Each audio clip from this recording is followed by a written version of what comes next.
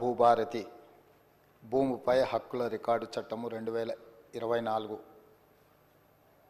ఈ ప్రవేశపెట్టిన చట్టాన్ని సంపూర్ణంగా సమర్థిస్తూ దీనికి సంబంధించిన చర్చను తమరు ఓపికతో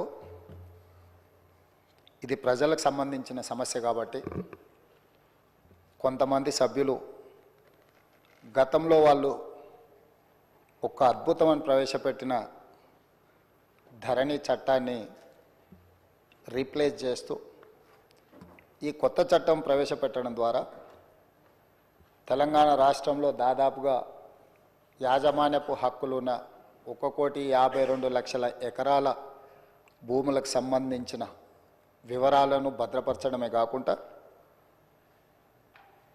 అర్హులైన ప్రతి భూ యజమాని యొక్క హక్కులను కాపాడడానికి ఈ చట్టాన్ని సమర్థవంతంగా ఈ సభలో ప్రవేశపెట్టి ఈ సభలో చర్చ జరగడం ద్వారా 4 కోట్ల తెలంగాణ ప్రజలకు ఈ ప్రభుత్వం ఒక సమర్థవంతమైన ఈ తెలంగాణ రైతాంగానికి పూర్తి స్థాయిలో ఉపయోగపడే చట్టాన్ని తీసుకొచ్చింది అని ఒక భావన కల్పించి ఒక నమ్మకం విశ్వాసం కల్పించడానికి మీరు శాయశక్తుల ప్రయత్నం చేశారు. ప్రధాన ప్రతిపక్ష పార్టీ అహంభావంతో అహంకారంతో సభా మర్యాదలను ఉల్లంఘించి సభాపతి మీదనే దాడి చేస్తామన్న ధోరణిలో చర్చను అడ్డుకోవాలనే ప్రయత్నం చేసింది. సహజంగా మిత్రులు సాంబశివరావు గారు చెప్పినట్టు ఎవరికైనా కుర్చీలో కూర్చుంటే సహనానికి కూడా ఒక హద్దు ఉంటుంది. మీరు సహనం కోల్పోయి వాళ్ళ మీద చర్యలకు ఉపక్రమించే పరిస్థితులు వాళ్ళు కల్పించిన మీరు చాలా ఓపికతో వారు ఎలాంటి ప్రయత్నాలు చేసినా రెచ్చగొట్టడం ద్వారా ఈ చర్చను తప్పుదారి పట్టించాలనే ప్రయత్నం చేసినా మీరు అవకాశం ఏమాత్రం ఇవ్వకుండా వాళ్ళంతటా వాళ్ళే సహనం చచ్చిపోయి సహకరించవలసిన పరిస్థితిని కల్పించి ఈ సభను ముందుకు నడిపించి ఇంత కీలకమైన ముఖ్యమైన ఈ చట్టాన్ని తెలంగాణ రాష్ట్ర రైతాంగానికి మేలు జరిగే విధంగా ఈరోజు కొనసాగించినందుకు మిమ్మల్ని మనస్ఫూర్తిగా అభినందిస్తూ ఈ తెలంగాణ సమాజం ఈ ప్రాంతం ప్రతి సమస్య భూమి చుట్టూతోనే ముడిపడి ఉన్నది. ఆనాడు ప్రధానంగా కమ్యూనిస్టు సోదరులు రావి నారాయణ రెడ్డి గారు కావచ్చు, ఆరుట్ల కమలాదేవి గారు కావచ్చు, మల్లు స్వరాజ్యం గారు కావచ్చు, భీమిరెడ్డి నరసింహారెడ్డి గారు కావచ్చు, ధర్మ భిక్షం కావచ్చు, సరే ఆరుట్ల కమలాదేవి, ఆరుట్ల రామచంద్రారెడ్డి గారు, బద్దం ఎల్లారెడ్డి గారు, మిత్రులు చాలామంది చెప్తా ఉన్నారు, చాకల ఐలమ్మ, ఇట్లా అంటే చరిత్రలో వెనక్కిపోయినా కొద్దిగా వాళ్ళ పోరాటాలన్నీ కూడా వారు ఈ పోరాటంలో అసూలు బాసింది ఈ భూమి కోసమే. ఈ భూమిని ఆత్మగౌరవంగా, ఈ భూమిని హక్కుగా, ఈ భూమి వాళ్ళ జీవించే హక్కు వాళ్ళకు ఆత్మగౌరవాన్ని తెచ్చిపెట్టేది. దీని మీద కొంతమంది ఆధిపత్యం చెలాయించి అధికారంతో అహంకారంతో ఆధిపత్యాన్ని నిలబెట్టుకోవాలని రకరకాల దాడులు చేసి వాళ్ళను నియంత్రించి నిర్బంధించి వాళ్ళను భౌతికంగా అంతమొందించి అధికారాన్ని నిలబెట్టుకోవాలని చూస్తే ఆనాడు తొడ్డి కొమరయ్య నుంచి దుడ్డుకర్రల సంఘం పెట్టి ఈ భూమిని కాపాడుకునే ప్రయత్నంలో వాళ్ళు విజయం సాధించిండ్రు. వాళ్ళు అమరులు అయిండొచ్చు కాక, కానీ తెలంగాణ సమాజంలో ఉన్న భూమే తమ హక్కు ఆత్మగౌరవాన్ని భావించి సాయుధ రైతాంగ పోరాటం చేసి భూమి కోసం, భుక్తి కోసం, విముక్తి కోసం ఆనాడు వీరోచితంగా పోరాటం చేసి ఆనాడు చెరబట్టిన రాజుల నుంచి ప్రాంతానికి విముక్తి కలిగించారు. ఆ తర్వాత ఎప్పుడు ఏ ఉద్యమం వచ్చినా అది కమ్యూనిస్టు ఉద్యమాలు కావచ్చు, నక్సల్బరీ ఉద్యమాలు కావచ్చు, దళిత గిరిజన సంఘాలు, తుడుం దెబ్బలు, ఆదివాసీ సంఘాలు కావచ్చు, వీళ్ళందరి పోరాటాలు భూమి చుట్టూతోనే పరిభ్రమించినాయి. ఈ భూమి కోసమే వాళ్ళు సర్వం ఒడ్డి ఈ భూమిని రక్షించుకునే పనిలో పోరాటాలు చేసిండ్రు. పటేల్ పట్వారి వ్యవస్థ రద్దుకు కూడా కారణం పేద ప్రజల భూముల మీద కొద్దిమంది ఆధిపత్యం చెలాయించాలని చూడడంతో పటేల్ పట్వారి వ్యవస్థను రద్దు చేయడం జరిగింది అధ్యక్ష. అట్లాంటిది ఆర్ఓఆర్ యాక్ట్ కావచ్చు, రకరకాలుగా ఏ భూ యజమాని అయితే ఉన్నాడో ఆ యజమానుల యొక్క హక్కులను కాపాడడానికి సమయం సందర్భం వచ్చినప్పుడల్లా మనం చట్టాలు చేసుకున్నాం. ఆ చట్టాల ద్వారా వాళ్ళ హక్కులను కాపాడుతూ వచ్చినాం. పివి నరసింహారావు గారు, శ్రీమతి ఇందిరాగాంధీ గారు ఉన్నప్పుడు అగ్రికల్చర్ సీలింగ్ యాక్ట్ తీసుకొచ్చి జాగీర్దారుల దగ్గర, జమీందారుల దగ్గర, భూస్వాముల దగ్గర వేలాది ఎకరాలు మూలుగుతుంటే లక్షలాది ఎకరాలను వాళ్ళ దగ్గర నుంచి ప్రభుత్వం సేకరించి భూమి లేని నిరుపేదలకు, ముఖ్యంగా దళితులకు, గిరిజనులకు, ఆదివాసీలకు, బలహీన వర్గాలకు ఈ భూ పంపకాలు, అసైన్మెంట్ పట్టాలు ఇవ్వడం ద్వారా వాళ్ళ ఆత్మగౌరవాన్ని నిలబెట్టి ఆ భూమి మీద వాళ్ళకు జీవించే హక్కును ఆనాటి ప్రభుత్వాలు, శ్రీమతి ఇందిరాగాంధీ గారు వారికి ఇచ్చారు. దీనికి కారణం, ప్రేరేపితం ఆనాడు భూముల కోసం కమ్యూనిస్టులు చేసిన పోరాటాలని ఈరోజు మనం చెప్పుకోక తప్పదు. ఈ పోరాటాల వల్ల వాళ్ళు లేవనెత్తిన సమస్యలను అక్కడి నుంచి కోనేరు రంగారావు కమిషన్ వరకు కావచ్చుగా, లేదా డాక్టర్ వైఎస్ రాజశేఖర రెడ్డి గారు ముఖ్యమంత్రి ఉన్నప్పుడు నక్సలైట్లతో జరిపిన చర్చల్లో భాగంగా కూడా ఈ భూములకు సంబంధించిన ప్రధానమైన సమస్యలనే లేవనెత్తడం జరిగింది. వీటన్నిటిని దృష్టిలో పెట్టుకొని గత ప్రభుత్వాలు వీలైనంత మేరకు ప్రజలకు మేలు జరిగే విధంగా చట్టాలను సవరించిన.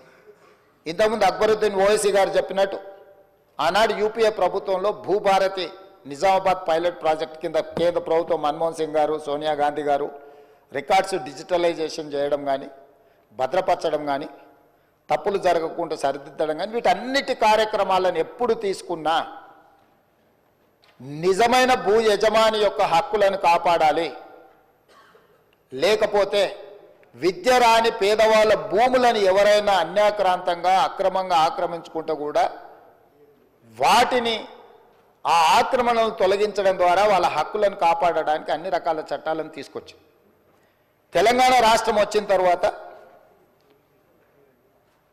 మాజీ ముఖ్యమంత్రి చంద్రశేఖరరావు గారు తెలంగాణ రెవెన్యూ రికార్డ్స్ కానీ, గత పాలకులు పాటించిన విధానాలు కానీ, చేసిన చట్టాలు లోపభూయిష్టంగా ఉన్నాయి.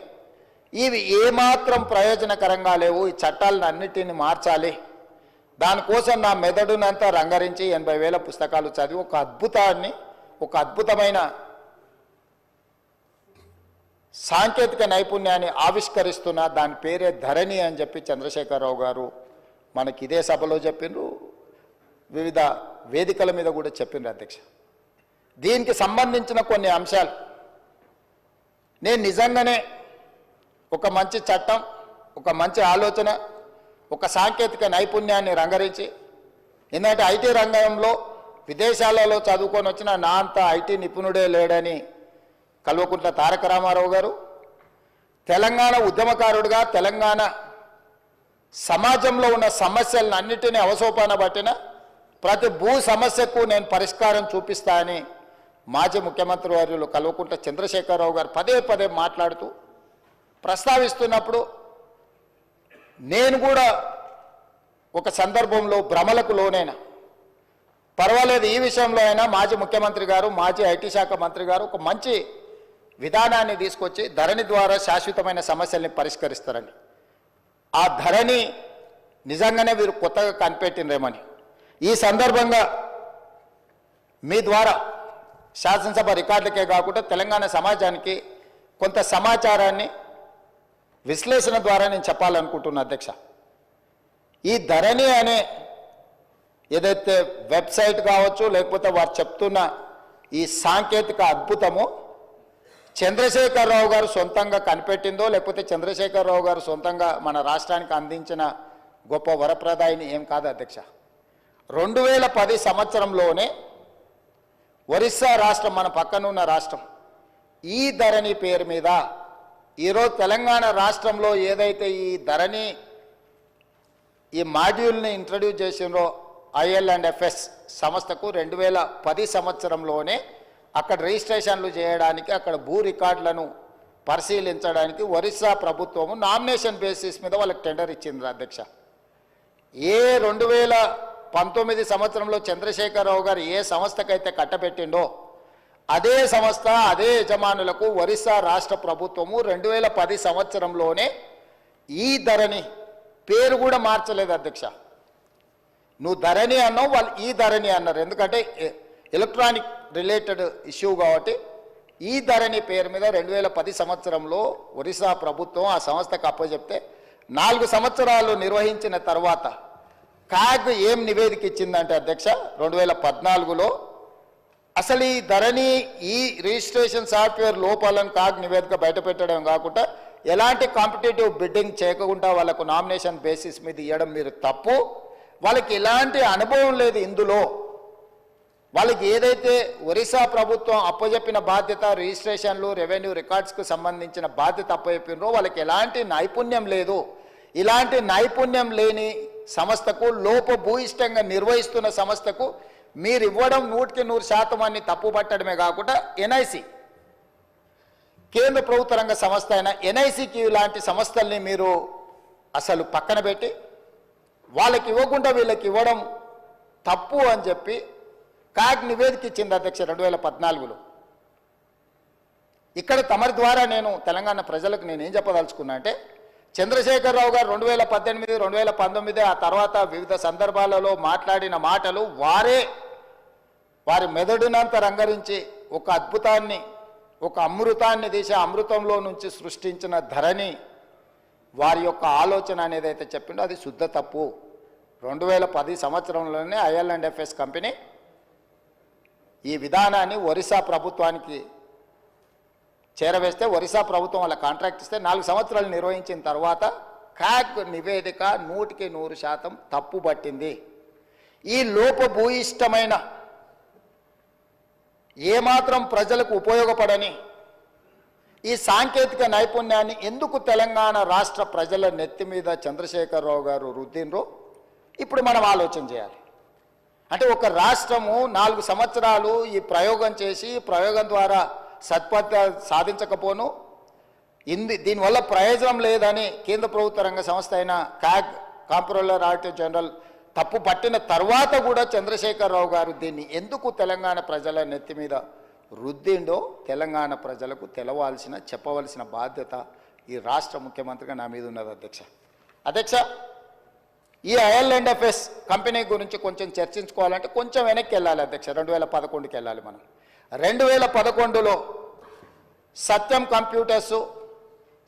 కంప్యూటర్ రిలేటెడ్ మేటాస్ అనే సంస్థ సత్యం రామలింగరాజు గారు ఆనాడు దేశాన్నే కాదు ప్రపంచాన్నే తప్పుదోవ పట్టించి ప్రపంచం ముందు భారతదేశం యొక్క సంస్థలు మోసాలు చేస్తాయని ఏదైతే కేసు వచ్చిందో 2011 సంవత్సరంలో మన పరువు ప్రతిష్టను మంటగలిపిన సత్యం కంప్యూటర్స్ మేటాస్ ఈ సంస్థలన్నీ కూడా ఆ రోజు రామలింగరాజు గారి కేసులో ఇరుక్కొని జైలుకు పోయి ఆ సంస్థలన్నిటిని కూడా దివాలా తీస పరిస్థితిలో నుంచి ఈ మేటాస్ అనే సంస్థని IL&FS సేకరించింది అధ్యక్ష.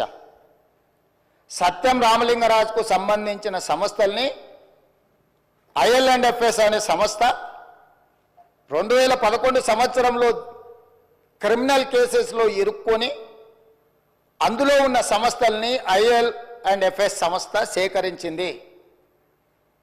సత్యం రామలింగరాజు గారి కుమారుడు తేజరాజు గారికి సంబంధించిన సంస్థలు IL&FS సేకరించి ఆ రోజు వాళ్ళిద్దరికీ ఒక అనుబంధం ఏర్పడ్డది అధ్యక్ష. ఆ అనుబంధంతో కొనసాగింపులో భాగంగా 2018 సంవత్సరంలో IL&FS సంస్థ గాదే శ్రీధర్ రాజుకు సంబంధించిన ఇంకొక సంస్థ వీళ్ళందరూ జాయింట్ వెంచర్ కింద తెలంగాణ రాష్ట్రం ఇద్దామనుకున్న ధరణి పోర్టల్ టెండర్లో భాగస్వామ్యం తీసుకున్నారు అధ్యక్ష. 2018 సంవత్సరంలో తెలంగాణ రాష్ట్ర ప్రభుత్వం portal development and maintenance and control కోసం 2018లో టెండర్ పిలిచింది అధ్యక్ష. ఈ టెండర్ ప్రక్రియలో భాగంగా ఐఎల్ఎండ్ఎఫ్ఎస్, అదేవిధంగా గాదె శ్రీధర్రాజ్కు చెందిన ఈసెంట్రిక్, అదేవిధంగా విజన్ ఇన్ఫోటెక్ కంపెనీలు సంయుక్తంగా కాంట్రాక్టు సాధించుకున్నాయి. యువరాజుకు అత్యంత సన్నిహితులు ఎవరో తమరికి తెలుసు అధ్యక్ష. యువరాజు వెనకాల ఉండి ముందల గాదె శ్రీధర్రాజును, గాదె శ్రీధర్రాజు వెనకాల సత్యం ఆర్ మేటాస్ కంపెనీలను చేపట్టిన ఐఎల్ఎండ్ఎఫ్ఎస్ సంస్థను ముందలబెట్టి టెండర్లో భాగస్వామ్యం చేసి ఆ పని దక్కించుకున్నారు అధ్యక్ష. ఈ 2017 సంవత్సరంలోనే ఈ ఐఎల్ఎండ్ఎఫ్ఎస్ సంస్థ దివాలా తీయడమే కాకుండా క్రిమినల్ కేసులలో వీళ్ళు కూడా ఇరుక్కున్నారు అధ్యక్ష. 2011లో సత్యం కంప్యూటర్స్ కానీ మేటా సంస్థలు కానీ క్రిమినల్ కేసులలో ఇరుక్కొని జైలుకు పోయిన తర్వాత ఆ సంస్థల్ని సేకరించిన ఐఎల్ఎండ్ఎఫ్ఎస్ కూడా 2017లో ఇదే రకమైన కుంభకోణాలలో ఇరుక్కొని ఆ కంపెనీకి సంబంధించిన ఎండి రమేష్ బావా ఆయన జైలుకు పోయిండు, హరిశంకరన్ వైస్ చైర్మన్ ఈయన జైలుకు పోయిండు, రవి పార్థసారథి మాజీ చైర్మన్ ఆయన జైలుకు పోయిండు, రామ్చంద్ కరుణాకర్ అనే డైరెక్టర్, వీళ్ళందరూ కూడా వేలాది కోట్ల రూపాయల కుంభకోణాలకు పాల్పడి ఆ కుంభకోణాలు అన్ని కూడా దొరికిపోయి వీళ్ళందరూ జైలుకు పోయినారు అధ్యక్ష. ఇది ఎప్పుడు 2017 సంవత్సరానికే జరిగిపోయింది అధ్యక్ష. ఎప్పుడు కూడా రాష్ట్ర ప్రభుత్వాలు, కేంద్ర ప్రభుత్వాలు ఏదైనా ఒక సంస్థ క్రిమినల్ నేరాలలో పాల్గొని, ఆర్థిక నేరాలలో పాల్గొని జైలు శిక్షలో లేకపోతే ఆ సంస్థల మీద ఆరోపణలు ఉన్నప్పుడు ఆ సంస్థలను టెండర్లలో పాల్గొనకుండా నిషేధించే విధానం మన రాష్ట్రంలో, మన దేశంలో కొనసాగుతుంది. అయినా తెలంగాణ రాష్ట్ర ప్రభుత్వం, చంద్రశేఖరరావు గారి ప్రభుత్వము ఈ ఐఎల్ఎండ్ఎఫ్ఎస్ను లేకపోతే ఈ సెంట్రిక్ లేదా విజన్ ఇన్ఫోటెక్ ఏదైతే జాయింట్ వెంచర్తో టెండర్ వేసిందో వీళ్ళని నిషేధించలేదు అధ్యక్ష.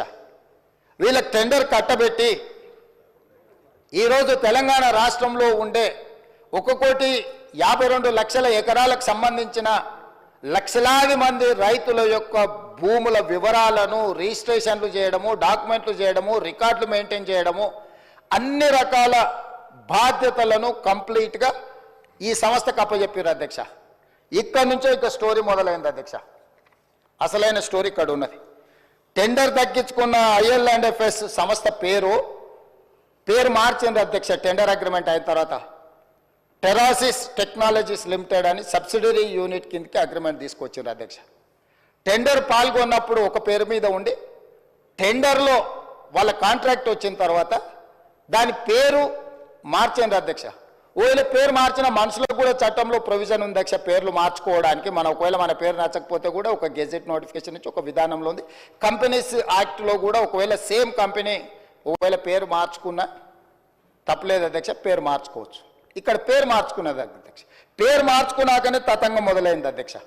ఈ టెరాసిస్ టెక్నాలజీస్ లిమిటెడ్ అనే ఐఎల్ఎండ్ఎఫ్ఎస్ సబ్సిడరీ యూనిట్ పేరు మారిన తర్వాత ఇందులోకి ఫాల్కన్ ఎస్జీ అనే ఒక ఫిలిపిన్ కంపెనీ దీంట్లో 52% ఒకసారి 28/10/2021 99% ఇందులో షేర్స్ మొత్తం ఈ కంపెనీ కొనేసింది అధ్యక్ష. ఫాల్కన్ ఎస్జీ అనే ఫిలిపిన్ కంపెనీ. ఈ కంపెనీ కొన్న తర్వాత ఇది ఇక్కడ ఆగింది అధ్యక్ష, ఆగలే. ఈ ఫాల్కన్ ఎస్జీ కంపెనీ నుంచి ఫాల్కన్ ఇన్వెస్ట్మెంట్స్ అనే కంపెనీ, సింగపూర్ కంపెనీ ఇందులోకి వచ్చింది అధ్యక్ష. ఈ కంపెనీ అంటే ఏదైతే ఫాల్కన్ ఎస్జీ పేరు మీద 99% ఉందో ఆ 99% షేర్ని ఫాల్కన్ ఇన్వెస్ట్మెంట్ అనే సింగపూర్ కంపెనీ దీంట్లోకి వచ్చింది అధ్యక్ష.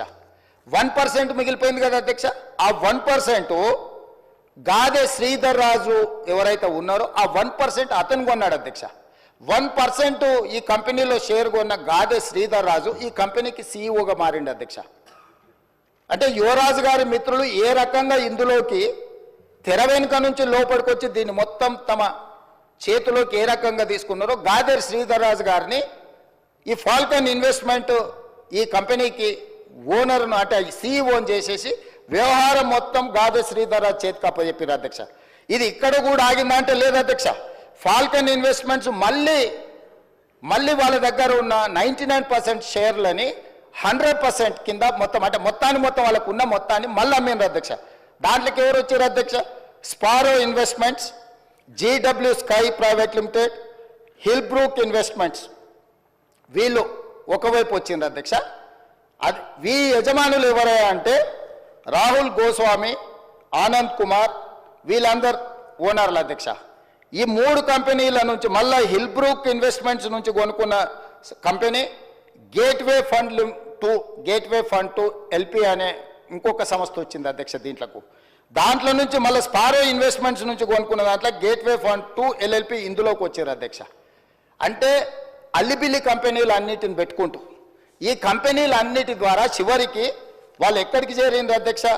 ఈ గేట్వే ఫండ్ టు ఎల్ఎల్పి కానీ ఎల్పి కానీ గేట్వే ఈ లొకేషన్స్ ఇవన్నీ ఒక కంపెనీ రాహుల్ గోస్వామి అండ్ ఆనంద్ కుమార్ అనే కంపెనీ కేమెన్ ఐలాండ్స్ అధ్యక్ష. రెండో company Gateway Fund to location British virgin islands అధ్యక్ష. ఈ కంపెనీల గురించి మీకు చెప్పాలంటే అధ్యక్ష, ఏదైనా ఈ ప్రపంచంలో ఆర్థిక నేరాలు చేయడానికి ట్యాక్స్ హెవెన్ కంట్రీస్ అంటారు అధ్యక్ష. ప్రపంచంలో ఏ దేశంలో అయినా ఏ ప్రాంతంలో అయినా ఆర్థిక నేరాలకు పాల్పడే కంపెనీలు ఆ దేశానికి ఎట్లా ఫుల్ ప్రూఫ్ ఉంటుంది అధ్యక్ష? ఆ దేశంలోకి పోయి నువ్వు ఏ దేశంలో ఏ నేరం చేసినా ఆ దేశంతో ఎలాంటి ఒప్పందాలు ఉండవు అధ్యక్ష. అతన్ని పట్టించరు, ఆ కంపెనీ వివరాలు చెప్పరు, దానికి ఏం సంబంధించింది ఏం చెప్పరు అధ్యక్ష. అదేవిధంగా ఇందులోకి గాదె శ్రీధర్రాజు గారు రిలేటెడ్ కంపెనీలు పారాడిమ్ ఇన్నోవేషన్స్ ఎల్ఎల్సి, అదేవిధంగా క్వాంటెల్లా ఐఎన్సి, ఈ 2 అమెరికా కంపెనీలు వచ్చినాయి అధ్యక్ష. సో ఎక్కడైతే టెర్రాసిస్ టెక్నాలజీస్ లిమిటెడ్లో బయలుదేరిన మన స్టేట్ అగ్రిమెంటు ఫిలిపిన్ దేశానికి పోయింది, ఫిలిపిన్ దేశాన్ని నుంచి సింగపూర్ దేశానికి పోయింది, సింగపూర్ దేశాన్ని నుంచి మళ్ళీ కేమెన్ ఐలాండ్స్కి పోయింది, తర్వాత వర్జిన్ ఐలాండ్స్కి పోయింది, తర్వాత అమెరికా దేశంలో ఉండే 2 కంపెనీలు. చివరికి ఈ కంపెనీలు ఈ సంస్థలను నిర్వహించే వాళ్ళు ఈ కేమెన్ ఐలాండ్స్లో వర్జిన్ ఐలాండ్స్లో తేలింది అధ్యక్ష. ఈ 2 దేశాలు ఎట్లాంటివి అంటే ప్రపంచంలో ఏ ఆర్థిక నేరం జరిగినా ఆ ఆర్థిక మూలాలు పనామా లీక్స్ కానీ లేకపోతే మీరు ఈ ప్రపంచంలో జరిగిన ఏ పెద్ద ఆర్థిక నేరాన్ని ఎత్తికినా ఆ సంబంధించిన కంపెనీలు ఈ 2 దేశాలలో ఉంటాయి అధ్యక్ష. ఆ దేశాలలో ఉన్న కంపెనీలు ఈరోజు ఈ టెరాసిస్ ఏదైతే ఈ ధరణి ఏదైతే ఉందో ఈ ధరణి మొత్తం ఆ దేశానికి వెళ్ళిపోయింది అధ్యక్ష. ఎవరో దాని ఓనర్లు అంటే అధ్యక్ష ఫాల్కన్ ఇన్వెస్ట్మెంట్ ప్రైవేట్ లిమిటెడ్లో ఉన్న ఓనరు ఏదైతే ఈ సింగపూర్ బేస్డ్ కంపెనీ ఉందో రాహుల్ గోస్వామి, ఈయన సింగపూర్ సిటిజన్, ఆనంద్ కుమార్ ఈయన సింగపూర్ సిటిజన్, లతికాదేవి అమ్మ daughter of Radhakrishna Pillai Singapore citizen అధ్యక్ష. వీరితో పాటు అధ్యక్ష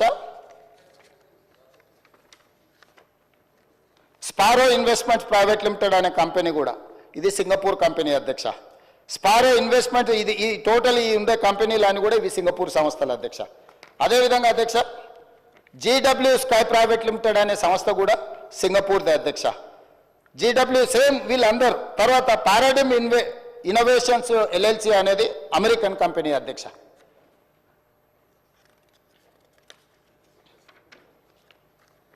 అదేవిధంగా హిల్బ్రూక్ ఇన్వెస్ట్మెంట్స్ అనే లిమిటెడ్ అనే కంపెనీ పేరు చెప్పిన కదా అధ్యక్ష, వర్జిన్ ఐలాండ్స్ బ్రిటిష్ అధ్యక్ష. అదేవిధంగా క్వాంటెల్లా ఐఎన్సి అని చెప్పిన కదా అధ్యక్ష, ఇది అమెరికా కంపెనీ అధ్యక్ష. అదేవిధంగా గేట్వే పార్ట్నర్స్ అని చెప్పిన కదా అధ్యక్ష, గేట్వే పార్ట్నర్స్ 2 లిమిటెడ్ అనేది ఉంది కదా అధ్యక్ష, కేమెన్ ఐలాండ్స్ అధ్యక్ష. అంటే ఈ మొత్తం కంపెనీలు ఈ రోజు నిర్వహిస్తున్న గాదె శ్రీధర్రాజుతో సహా వీళ్ళెవ్వరూ ఈ దేశ పౌరులు కాదు అధ్యక్ష. ఈ రాష్ట్ర పౌరులే కాదు, ఈ దేశంలో పక్క రాష్ట్ర పౌరులైనా పర్వాలేదు అధ్యక్ష.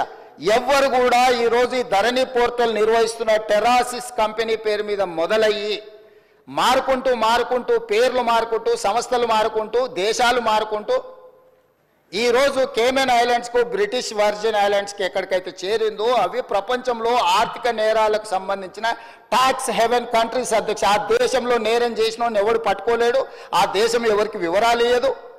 ఈరోజు మన ధరణి పోర్టల్ అనేది ఆ దేశానికి ఆర్థిక నేరాలకు పాల్పడే దేశంలో ఉన్న సంస్థ చేతిలోకి మన తెలంగాణ రాష్ట్ర రైతాంగం యొక్క సంపూర్ణమైన వివరాలు ఈరోజు అక్కడికి వెళ్ళిపోయినాయి అధ్యక్ష. ఇది ఘనత వహించిన 80,000 పుస్తకాలు చదివిన తన మెదడంతా రంగరించి తయారు చేసిన అమెరికాకి వెళ్ళి ఐటీలో లక్షల కోట్ల రూపాయలు సంపాదించే ఉద్యోగాన్ని వదులుకొని తెలంగాణను ఉద్ధరిద్దామని వచ్చేసిన the great IT and industries minister mister Kalvakuntla Taraka Rama Rao గారి నేతృత్వంలో పిలిచిన ఈ టెండర్ ఏ సంస్థ పిలిచింది అధ్యక్ష? TSTS, Telangana state technology centre ఆ సర్వీసెస్. అది ఎవరు ఆధ్వర్యంలో? ఐటీ మినిస్టర్ ఆధ్వర్యంలో ఉంటుంది అధ్యక్ష. రెవెన్యూ డిపార్ట్మెంట్కు సంబంధించిన వ్యవస్థను నిర్వహించడానికి టెండర్ పిలవడానికి TSTSకి ఇస్తే TSTS టెండర్ పిలిచి ఆ శాఖ మంత్రి కేటీఆర్ గారు ఈరోజు వీళ్ళందరూ ఇప్పుడు నేను చదివి వినిపించిన వాళ్ళు గాదే శ్రీధర్ రాజు, రాహుల్ గోస్వామి, ఆనంద్ కుమార్ ఇట్లాంటి విదేశీ పౌరులు విదేశీ సంస్థల చేతుల్లో ఉన్న కంపెనీలో ధరణి పోర్టల్ పెట్టడంతో పూర్తిగా భద్రంగా ఎవరికి తెలియకుండా ఇదొక కాంట్రాక్చువల్ అగ్రిమెంట్ అధ్యక్ష. రెవెన్యూ డిపార్ట్మెంట్కు భూ యజమాని అయిన నాకు మా ఇద్దరికి సంబంధించిన వ్యవహారం అధ్యక్ష. రెవెన్యూ డిపార్ట్మెంట్లో CCLA దగ్గర నా వివరాలు ఉండాలి. నాకు ఆ సంస్థ రెవెన్యూ శాఖకు మాత్రమే సంబంధం ఇది అధ్యక్ష. నాకు ఇచ్చే పాస్బుక్ అయినా నాకు ఇచ్చే ఏ కాగితమైనా పహాని అయినా ఏదైనా రెవెన్యూ శాఖలో నిర్వహించి రెవెన్యూ శాఖకు సంబంధించిన ప్రభుత్వ అధికారులకు నాకు మధ్యలో ఉన్న ఒప్పందాన్ని ఈరోజు ఒక డిజిటల్ వెబ్సైట్ను నిర్వహించే నెపం మీద ఈ రాష్ట్రంలో ఉన్న అందరి సమాచారాన్ని తీసుకెళ్ళి 2020 అక్టోబర్ వీరు మొదలుపెట్టింది నా నియోజకవర్గంలో అధ్యక్ష. ఈ ధరణి పోర్టల్ని ఆనాడు నేను పార్లమెంట్ సభ్యుడిగా బాధ్యత వహిస్తున్న మల్కాజ్గిరి పార్లమెంటు నియోజకవర్గంలో అక్టోబర్ 29, 2020 నాడు మూడుచింతలపల్లిలో ధరణి పోర్టల్ని మొట్టమొదట చంద్రశేఖరరావు గారు ప్రారంభించారు అధ్యక్ష.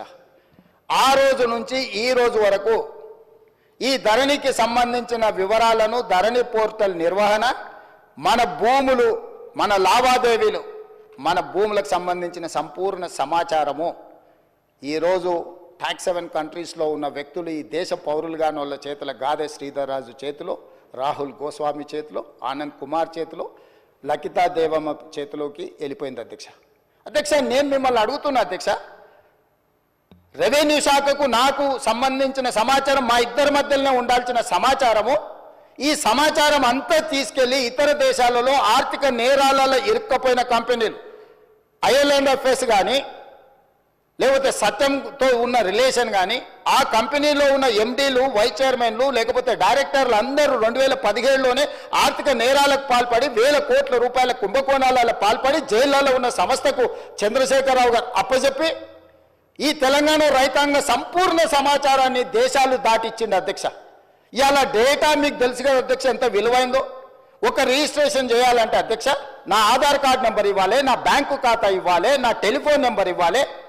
ఇవాళ ఇవన్నీ కూడా ఎన్క్రిప్షన్ అంటే ఒక సీక్రెట్ కోడ్లో ఉండాలి. ఒకవేళ ఆ వెబ్సైట్ నిర్వహించే వాళ్ళు చూడాలనుకున్నా కూడా కనిపించకూడదు అధ్యక్ష. కానీ క్లియర్గా వాళ్ళ దగ్గర డేటా కనిపిస్తుంది అధ్యక్ష. ఈరోజు ఈ నిర్వహణలో ఈ రాష్ట్రంలో 2020 నుంచి ఇప్పటి వరకు జరిగిన ప్రతి ట్రాన్సాక్షన్కు సంబంధించిన ఆధార్ కార్డు, బ్యాంకు ఖాతా నెంబర్, టెలిఫోన్ నెంబర్ అన్ని వివరాలు ఈరోజు పూర్తిగా క్రిస్టల్ క్లియర్గా వాళ్ళ చేతులకు వెళ్ళిపోయి ఇతర దేశాలు, దేశ సరిహద్దులు దాటిపోయి ఇతర దేశాలు ఆర్థిక నేరాలకు పాల్పడుతున్న దేశాలకు మన రాష్ట్రంలో ఉన్న సంపూర్ణమైన రెవెన్యూ సమాచారం అని తెలిపోయింది అధ్యక్ష. ఇది ఎంత తీవ్రమైన నేరం అంటే ఈ నేరానికి శిక్ష అనేది ఏ స్థాయిలో విధించాలనో చట్టాలన్నిటిని కూడా చదవాల్సిన పరిస్థితి ఈరోజు ఈ రాష్ట్రంలో చంద్రశేఖరరావు గారు కల్పించారు అధ్యక్ష.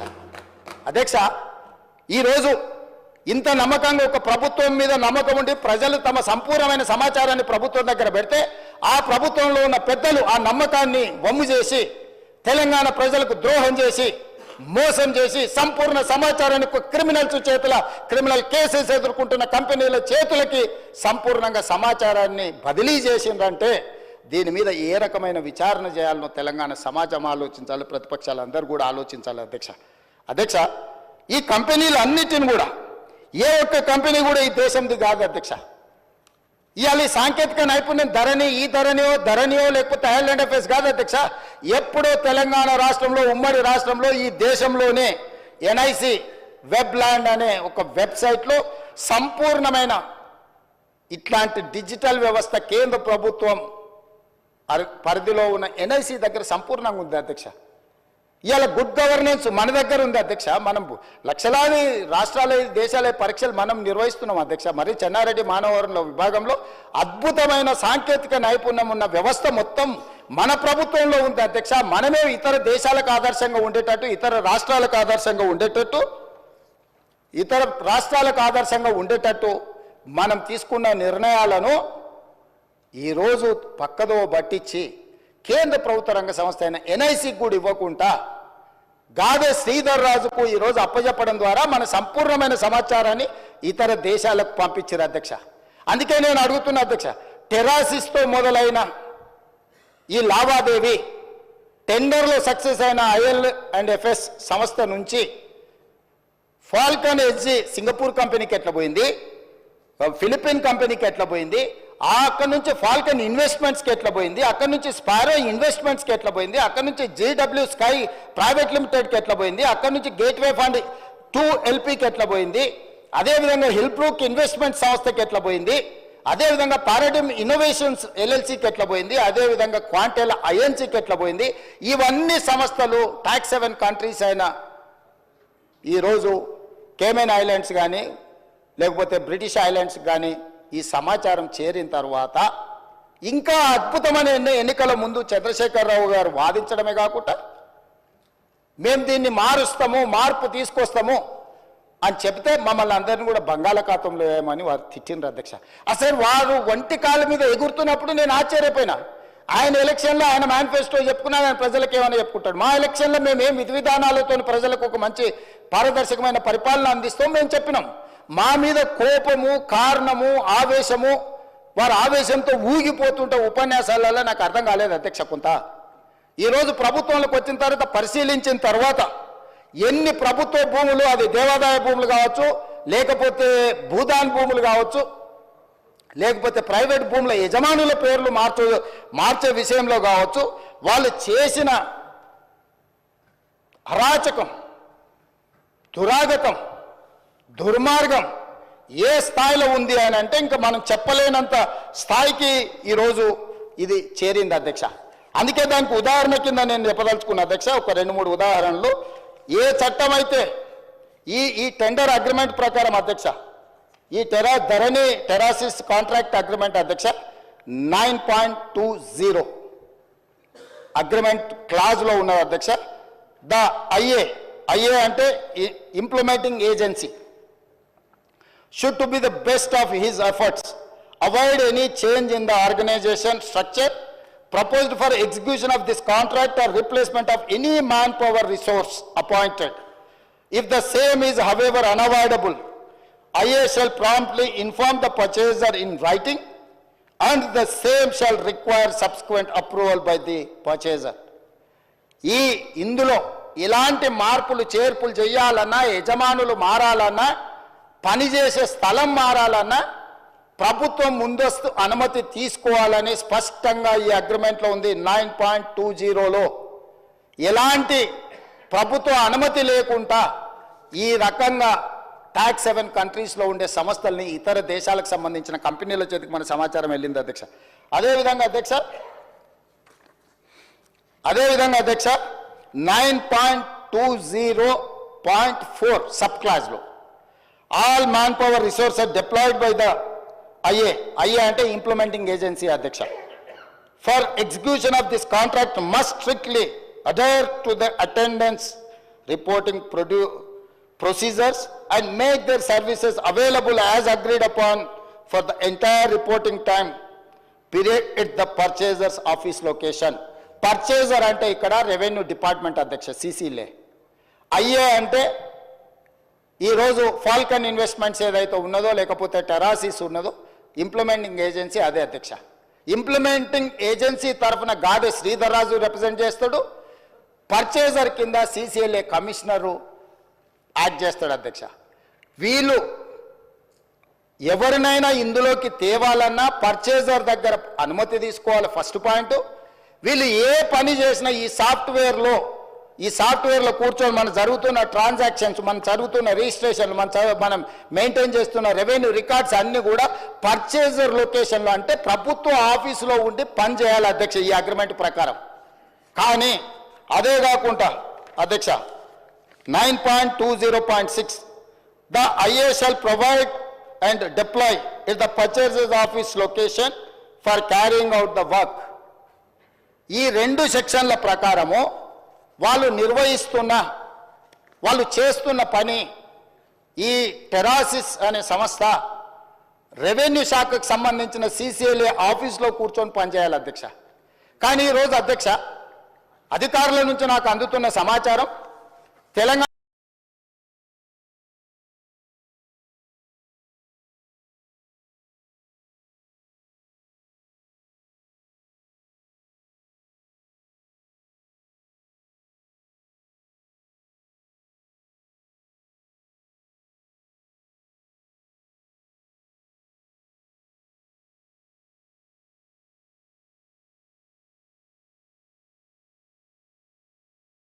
రాష్ట్రంలో ప్రభుత్వ కార్యాలయంలో లేదు, బయట ఉన్నది.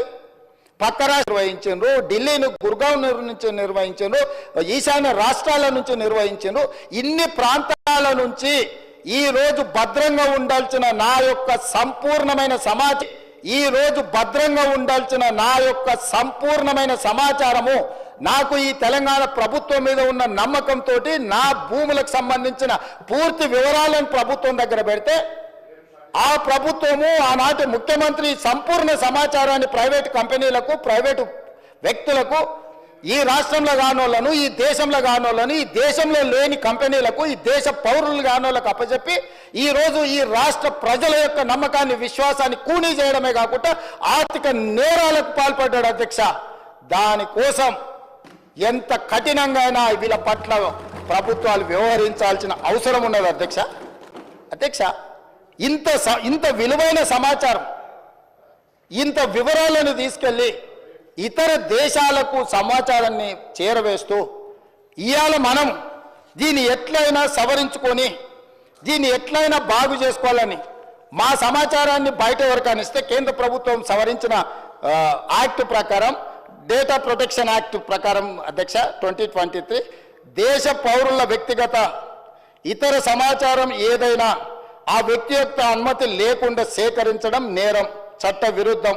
అలా సేకరించిన డేటాను చట్టబద్ధంగా ఆ చట్టంలో చెప్పిన వ్యక్తి ప్రకారమే వినియోగించాలి.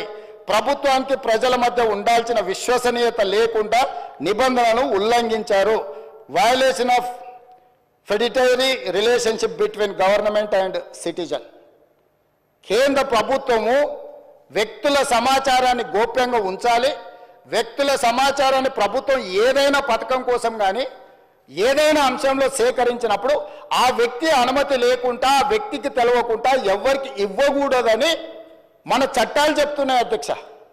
మరి ఈరోజు లక్షలాది మంది, కోట్లాది మంది చేసుకున్న రిజిస్ట్రేషన్లు, డాక్యుమెంట్లు, ఆధార్ కార్డు, బ్యాంకు ఖాతాలు, టెలిఫోన్ నెంబర్లు టోటల్గా చంద్రశేఖరరావు గారు, అదేవిధంగా కల్వకుంట్ల తారక రామారావు గారు, వాళ్ళ అనుంగు సహచరులైన గాదె శ్రీధర్ రాజు చేతి ద్వారా రాహుల్ గోస్వామి నుంచి మొదలు పెడితే ఈ రకరకాల వ్యక్తుల చేతులకు ఇతర దేశాలకి సమాచారాన్ని అంతా పంపించారు అధ్యక్ష.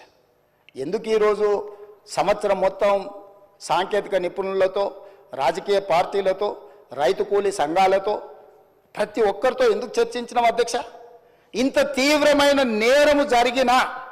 నేరం జరగడానికి అవకాశం కలిగించిన ధరణి, చంద్రశేఖరరావు, తారక రామారావు గారి విషయంలో ప్రభుత్వం స్పష్టమైన విధానంతో ముందుకు వెళ్ళాలని మా రెవెన్యూ శాఖ మంత్రి గారు కొన్ని వందల మీటింగులు పెట్టిండు అధ్యక్ష.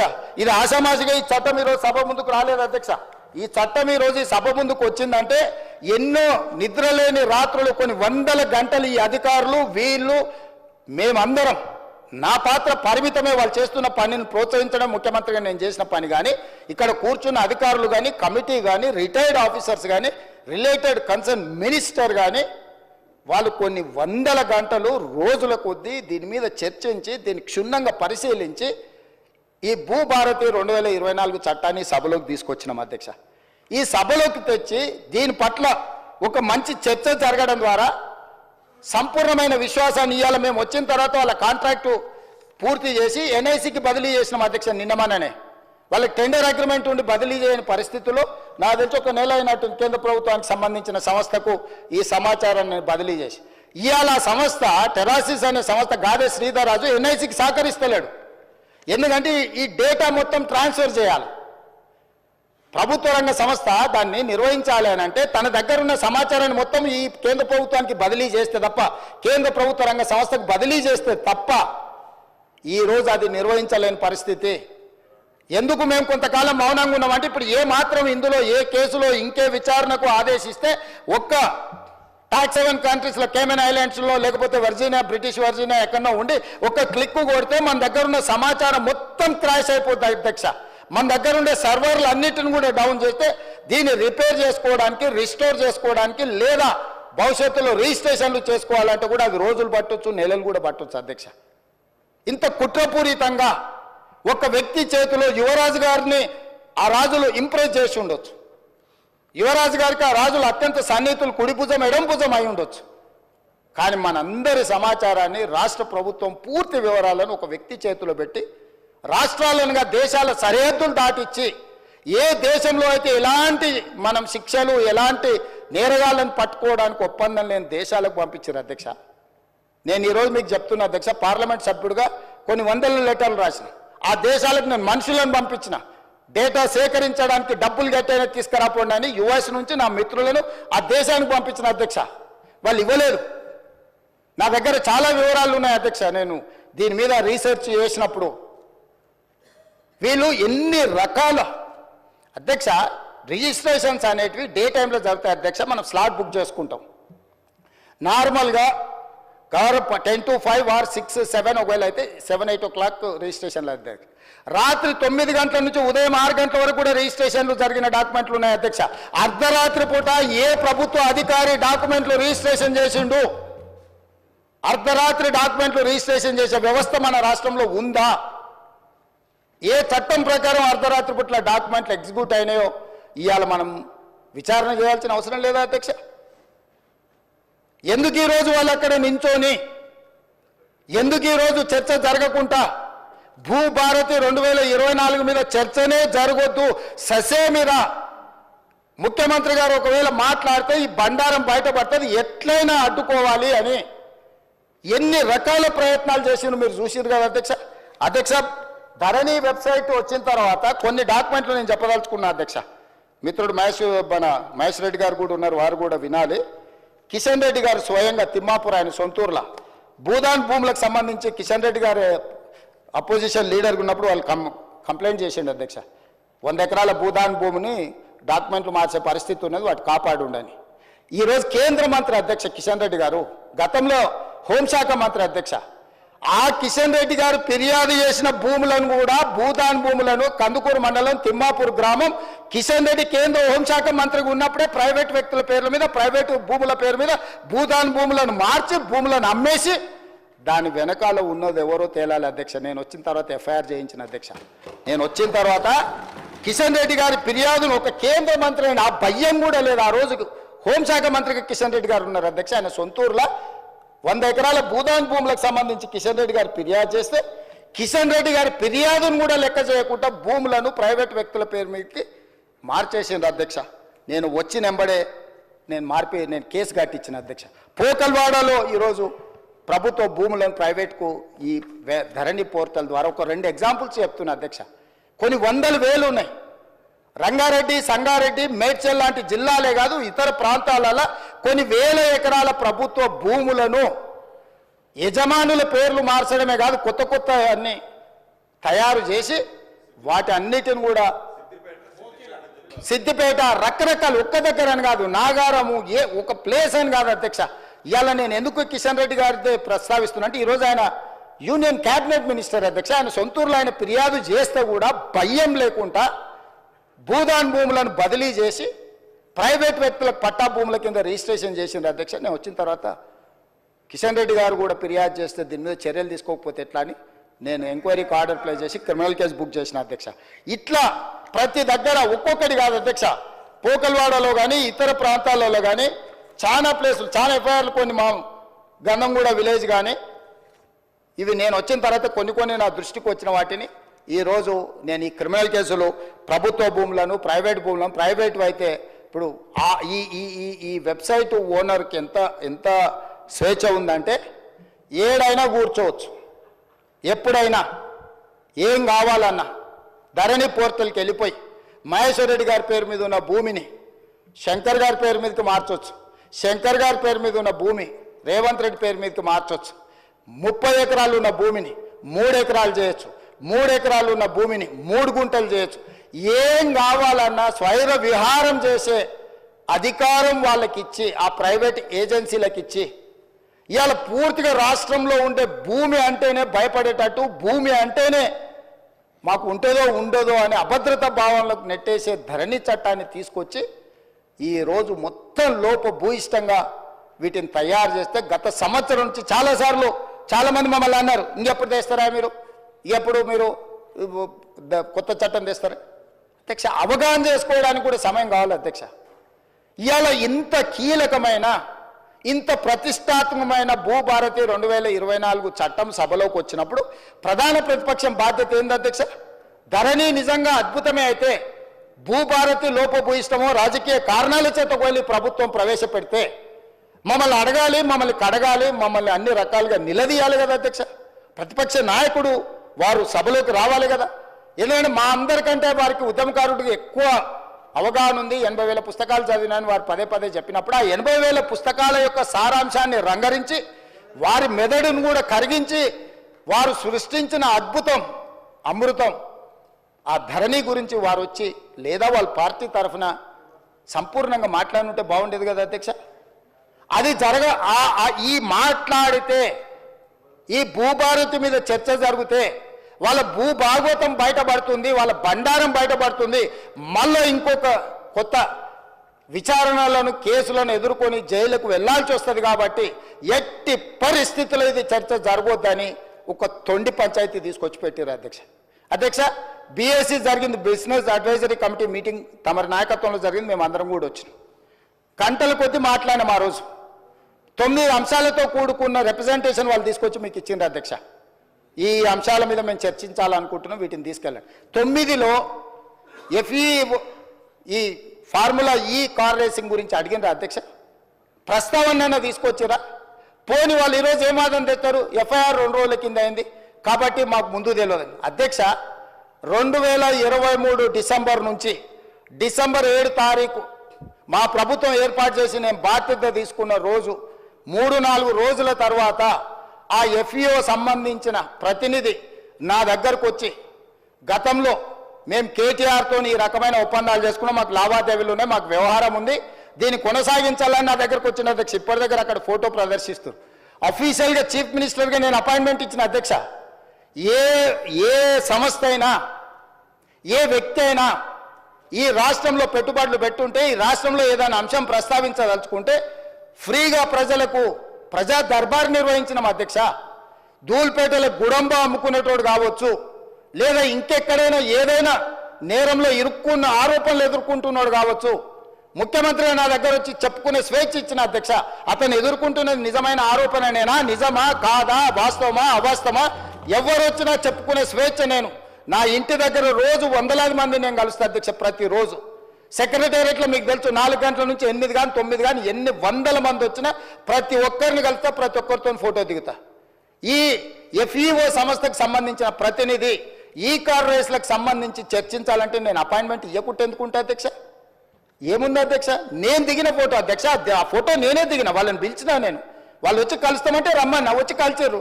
కలిసిన తర్వాత ఈ విషయం ప్రస్తావించారు. ఈ విషయం ప్రస్తావిస్తే నేను అడిగిన మాకేం సంబంధమయ్యా, మాకేం సంబంధం, దీంట్లో ప్రభుత్వం ఎందుకు డబ్బులు ఇస్తుందని. లేదు సార్, కేటీఆర్ మేము చీకట్లో మాట్లాడుకున్నాం, అదంతా సెట్ అయిపోయింది సార్, జర్ర మీరు అంటే ఇక వేసేసుకొని వెళ్ళిపోతాం సార్, ఒక 600 కోట్లు జర ఊ అని రాశారని వచ్చారు. ఊ అనే ముందల ఫస్ట్ అయితే అధికారులను అడుగుదామని చెప్పి ఆయన చెప్పిన తర్వాతనే దీని వెనకాల ఉన్న వ్యవహారం ఏంది అనేది నేను అధికారులను పిలిచి అడిగిన అధ్యక్ష. ఆ ప్రతినిధి వచ్చి నన్ను కలిసి నువ్వు అని అడగకపోతే నా దృష్టికి ఇంత తొందరగా వస్తుండేనో రాకపోతుండో నాకు తెలియదు అధ్యక్ష. నేను ఎందుకు పూర్తి వివరాలు ఇక్కడ చర్చిస్తలేనంటే, ఒకటి ఏసీబీ విచారణ చేస్తుంది, కేసు అయింది. 2 హైకోర్టులో కేటీఆర్ గారు వెళ్ళారు. ఈ 2 శాఖలు నా దగ్గరనే ఉన్నాయి. ఒక శాఖ MAUD HMDA నా దగ్గరనే ఉంది, పోలీస్ శాఖ నా దగ్గరనే ఉంది, విచారణ చేసే శాఖ కూడా నా దగ్గరనే ఉంది. నేను ముఖ్యమంత్రికి సభలో దీంట్లో ఎక్కువ తక్కువ వివరాలు మాట్లాడితే విచారణ అధికారులు దీనికి ప్రభావితానికి లోనయ్యి నా మీద కక్షాపూరితంగా వ్యవహరిస్తుందని తారక రామారావు గారు ఈ అంశాన్ని కోర్టుల అడ్వాంటేజ్ వాడుకుంటాడు అని చెప్పి నేను ఎక్కువ వివరాలు మాట్లాడతలేను అధ్యక్ష. నేను స్పష్టంగా చెప్పదలుచుకున్నాను. ఇది నన్ను కలిసి నాకు వాళ్ళు జరిగిన లోపాయకారి ఒప్పందాల గురించి చెప్పి దీన్ని నువ్వు సహకరించాలని అడిగినప్పుడు శాఖ నుంచి సమాచారాన్ని తెప్పించుకొని ఇది తెలంగాణ రాష్ట్ర ప్రజలకు సంబంధించిన సొమ్ము, హైదరాబాదు నగర అభివృద్ధి కోసం మాత్రమే వాడాలి, కొద్దిమంది తోసుకుంటే కుదరదు అని చెప్పి దాన్ని వివిధ సందర్భాలలో అధికారుల నుంచి సమాచారాన్ని సేకరించి అధికారులకు పై అధికారులు నోటీసులు ఇచ్చి వాళ్ళు ఇచ్చిన రిప్లైల ఆధారంగా దాన్ని విచారణ చేపట్టాలి అని చెప్పి ఈరోజు ఫిర్యాదు చేసినాం అధ్యక్ష. సంవత్సరం నుంచి నానుతున్న సబ్జెక్టు, సంవత్సరం నుంచి పత్రికలలో రాస్తున్న సబ్జెక్టు, సంవత్సరం నుంచి టీవీలలో పేపర్లలో చర్చ జరుగుతున్న సబ్జెక్టు. 4 సమావేశాలు జరిగినాయి అధ్యక్ష. మన ప్రభుత్వం వచ్చినాక తమరి నేతృత్వంలోని తమరు స్పీకర్ అయిన తర్వాత ఈ శాసనసభ సమావేశం ఒక్కసారి కాదు 4 సార్లు జరిగింది అధ్యక్ష. ఇది 4వ సమావేశం. 4 సమావేశాలలో ఏ రోజైనా ఫార్ములా ఈ రేస్ గురించి బీఆర్ఎస్ ఎప్పుడైనా మాట్లాడిందా అధ్యక్ష? ప్రపంచంలో ఉండే చంద్రమండలంలో ఉండే ధూళి దుమ్ము గురించి అనకాపల్లి నుంచి అమలాపురం నుంచి అమెరికా వరకు కేటీఆర్ గారు అన్ని విషయాలు మాట్లాడిండు. ట్విట్టర్ పిట్ట రోజు విషయాలను ప్రస్తావించిన ఏ రోజన్నా ఈ ట్విట్టర్ పిట్ట ఈ ఫార్ములా ఈ రేస్ గురించి ఎప్పుడైనా మాట్లాడిండు అధ్యక్ష? ఇవాళ నిన్న సాయంత్రం నుంచి ఎట్టి పరిస్థితుల్లో చర్చ జరగాల్సిందే, ఈ సభను నడవనీయం. ఏంటి అధ్యక్ష దురహంకారం? 2023 డిసెంబర్లో ఓడించి అధికారంలోకి వెళ్ళి దించారు. ఇంకా వాళ్ళ అహంభావం తగ్గలేదని 2024 పార్లమెంట్ ఎన్నికల్లో డిపాజిట్లు గుంజుకున్నారు అధ్యక్ష. అయినా ఇంకా వీళ్ళు అధికారం పోయినా మారలేదు, డిపాజిట్లు పోయినా మారలేదు. ఈరోజు మెదడు కూడా పోయినట్టుంది అధ్యక్ష వాళ్ళు చేస్తున్న అల్లరి చిల్లర పనులు చూస్తుంటే. అధ్యక్ష, మనం బాధ్యత కలిగిన ప్రజాప్రతినిధులం. ఇంత కీలకమైన సమస్య చర్చ జరుగుతున్నప్పుడు ఈ చర్చను కొనసాగించి చర్చ పూర్తయిన తర్వాత తీసుకోమని అడగనున్నారు అధ్యక్ష. తమరు అనుమతిస్తే ఏదైనా. ఇవాళ నేను ఎందుకు వివరాలు ఇక్కడ మొత్తం చెప్పలేకపోతున్నానంటే, ఒక పక్కన ఏసీబీ విచారణ చేస్తుంది, రెండవ పక్కన కోర్టులో అతను వాదనలు వినిపిస్తున్నాడు. నేను ఏ సమాచారం అవసరానికి మించి వాస్తవాలను ఏది మాట్లాడినా ముఖ్యమంత్రిగా ఈ శాఖ 2 శాఖలు నా పరిధిలోనే ఉన్నాయి కాబట్టి నేను ఏదైనా ఆ శాఖల మీద ప్రభావితం, ఆ శాఖలను ఏదైనా ప్రభావితం చేస్తా అని చెప్పి ఏదైనా అనుకునే అవకాశం ఉంటుంది కాబట్టి నేను ఆ వివరాల జోలికి వెళ్తలేను. మీ ద్వారా ఇన్ని వివరాలు చెప్పిన నేను ఒకటే కోరుకుంటున్నా అధ్యక్ష, ఫార్ములా ఈ రేస్కు సంబంధించి వారు పట్టుబడుతున్నారు. ఒకసారి అధికారులతో ఒకసారి కోర్టులో పరిస్థితులను అంచనా వేసుకున్నాక మీరెప్పుడు పిలిస్తప్పుడు ఇక్కడైనా ఎక్కడైనా ఒకవేళ వాళ్ళకి శాసనసభలో చర్చించడానికి వాళ్ళకు ఒకవేళ ఏమైనా ఇబ్బందులు ఉంటే వాళ్ళ పార్టీ ఆఫీస్కి అయినా కూడా వస్తాం అధ్యక్ష, మాకేం అభ్యంతరం లేదు. 100 కోట్లు ప్రభుత్వం సొమ్ము కొల్లగొట్టి ఇతర దేశాలకు తరలించి మేము పట్టుకున్నాక ఇక్కడ నుంచి అక్కడికి పోయింది తెలిసిందే కదా అంటాడు అధ్యక్ష. మీ ఖాతాలో ఉన్న పైసలు సైబర్ క్రైమ్ వాడు వేరే ఖాతాలకు మార్చుకొని వాడు ఎన్నో కొండ మీద కూర్చొని ప్రసాద్ గారి ఖాతాలో ఉన్న సొమ్మంతా నా దగ్గరకు వచ్చింది నన్నేందుకు పట్టుకునేది అంటే మన అర్థం ఉందా అధ్యక్ష? HMDA ఖాతాలో ఉండాల్సిన కోట్ల రూపాయలు లండన్లో ఏదో కంపెనీకి మార్చి ఆ లండన్ కంపెనీ వెనకాల నీకేం లాలుచుందో చెప్పకుండా ముందు ట్రైపార్టీ అగ్రిమెంట్ ఉన్నదాన్ని బైపార్టీ అగ్రిమెంట్ చేసి బైపార్టీ అగ్రిమెంట్ల ఎన్నికల నిబంధనలను ఉల్లంఘించి రాష్ట్ర ప్రభుత్వ విధి విధానాలను ఉల్లంఘించి అన్ని రకాలుగా కోట్ల రూపాయలు. అధ్యక్ష 55 కోట్లు అంటుండు అధ్యక్ష. వీళ్ళు చేసుకున్నది 600 కోట్లు ఇవ్వనికే. 55 కోట్లు ఇవ్వగానే నేను పట్టుకున్నా అధ్యక్ష. 55 కోట్లు ఇవ్వగానే నేను పట్టుకున్నా కాబట్టి 500 కోట్లు మిగిలిపోయినాయి అధ్యక్ష. లేకపోతే నేను జర్ర ఆయన వచ్చిండు కదా చెప్పిన కదా అధ్యక్ష, జర్ర ఊ అని అయిపోతుందని. నేను జర్ర ఊ అంటే 600 పోతుండే అధ్యక్ష. 55 కోట్లు చిన్న అమౌంట్ అధ్యక్ష ప్రజలది. ఇవాళ హాస్పిటల్లో 50,000 లక్ష రూపాయలు హాస్పిటల్ ఖర్చులకు లేకుండా ప్రాణాలు పోతున్నాయి అధ్యక్ష. ప్రభుత్వ సొమ్ముకు జవాబుదారీతనంగా ఉండాల్సిన ప్రజాప్రతినిధులు 55 కోట్లు పోతే ఏమైంది? ఇవాళ ఈ రేసులు అంటాడు, ఫార్ములాల రేసులు అంటాడు, ఎల్లుండి రేసు గుర్రాలతో కూడా ప్రతిష్ట వస్తుందంట, ఆ తర్వాత జువ్వా కూడా ఇది అంటాడు, ఆ తర్వాత గుట్కా కూడా అంటాడు, ఆ తర్వాత డ్రగ్స్ కూడా అంటాడు. ఇవన్నీ కూడా ఏదో రకంగా పాపులారిటీ తెచ్చేటివే కదా అధ్యక్ష. ఫామ్ హౌస్లో డ్రగ్స్ దొరుకుతాయా, మేము పడకపోతే దావత్ చేసుకోవద్దా అంటాడు. ఏంది అధ్యక్ష ఈ దబాయింపు? ఏంది పండుగ పూట దీపావళి పండుగ పూట మనం చేసుకుంటే చిచ్చుపుట్లు కాల్చుకుంటాం అధ్యక్ష, సారాబుట్లు పెట్టుకుంటాం అధ్యక్ష. డైరెక్ట్ డ్రగ్స్ కొకేన్ కన్జ్యూమ్ చేసిన వ్యక్తి ఆ ఇంట్లో పట్టుబడితే బయటకు వచ్చి దబాయిస్తాడు. అవును మా బామార్ది గృహప్రవేశం చేసుకుంటే కనీసం కొకేన్ అన్న తీసుకోమా మేము? ఏ సంస్కృతిలో ఏ సాంప్రదాయంలో ఉందా అధ్యక్ష? మీరు చూడండి వారు ఏం మాట్లాడుతున్నారో. సరే వీళ్ళు ఇట్లా మాట్లాడి ఇప్పుడు నిన్న మీరే చూసారు కదా అధ్యక్ష, పెద్దల శ్రీనివాసరెడ్డి గారు కూడా చెప్పారు ఔటర్ రింగ్ రోడ్ విషయంలో నువ్వు క్యాన్సిల్ చేసేయి. ఈయననే కాదు వెనకాల నుంచి మైక్లో లేడు, ఆయన కూడా అన్నాడు క్యాన్సిల్ చేయాలంటే ఎట్లా చేయాలి అధ్యక్ష? విచారణ చేయకుంటే unilateral cancellation, one side cancellation జరుగుద్దా అధ్యక్ష? ఏదైనా ఒక ఒప్పందము నగదు బదిలీ అయిన తర్వాత ఆ నగదు బదిలీ చేసి ప్రభుత్వం చేసుకున్న సైడ్ క్యాన్సిలేషన్ జరుగుద్దా అధ్యక్ష? ఏదైనా ఒక ఒప్పందము నగదు బదిలీ అయిన తర్వాత ఆ నగదు బదిలీ చేసి ప్రభుత్వం చేసుకున్న ఒప్పందము ఏదైనా రద్దు చేయాలంటే విచారణ జరగాలి, విచారణలో తప్పు జరిగిందని నిరూపించాలి. తప్పు జరిగిందని నిరూపించిన తర్వాతనే చట్ట ప్రకారము రద్దు చేయడానికి అవకాశం ఉంటుంది. అడిగింది వాళ్ళే, డిమాండ్ చేసింది వాళ్ళే.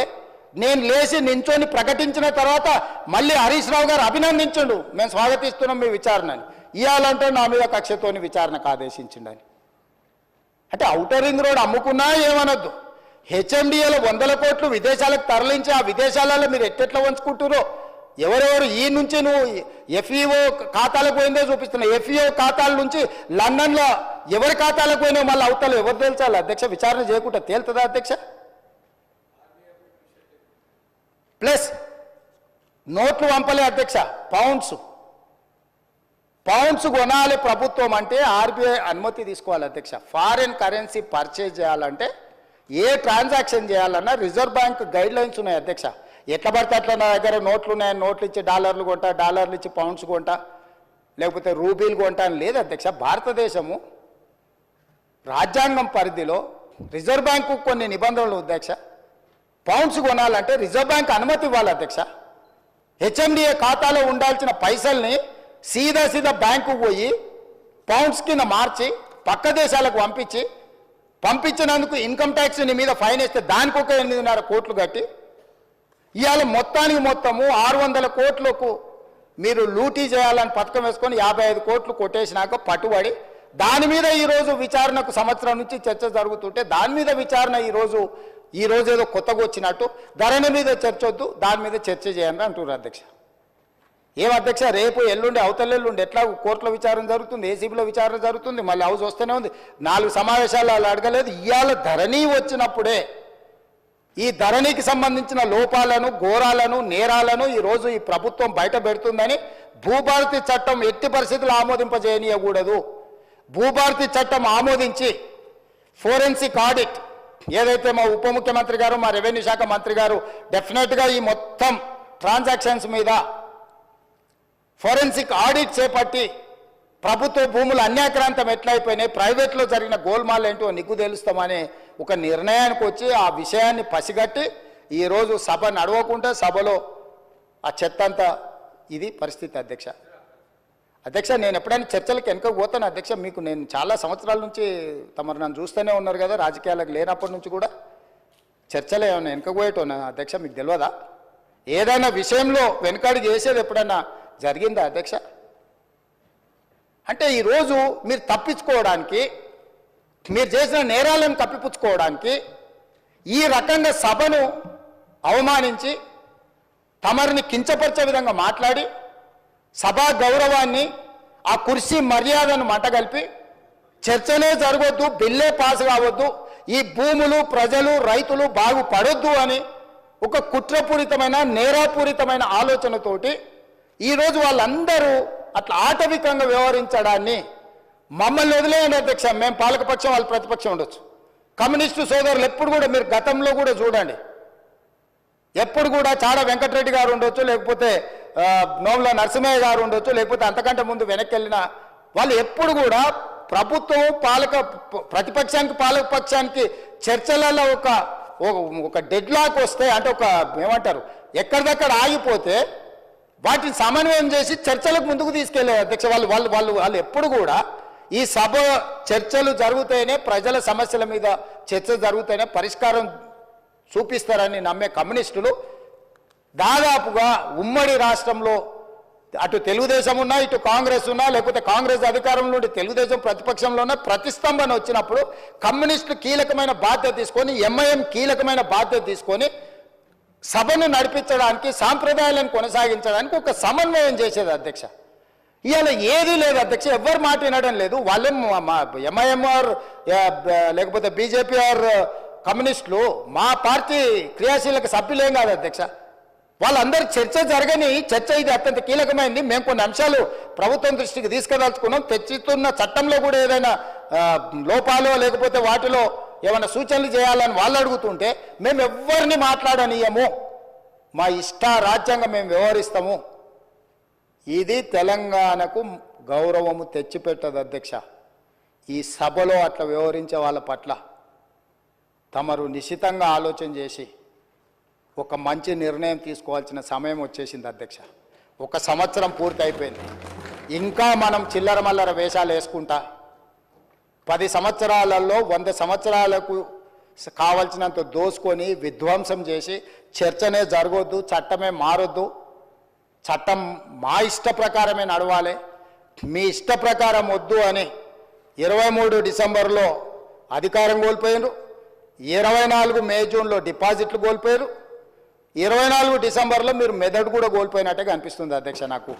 కాబట్టి ఇట్లాంటి వ్యవహారాలను తమరు కొంచెం గట్టిగా అప్పుడప్పుడు మీరు కూడా కొంచెం కొరడా జల్పించాల్సిన పరిస్థితులు వచ్చినట్టు నాకు అనిపిస్తుంది అధ్యక్ష.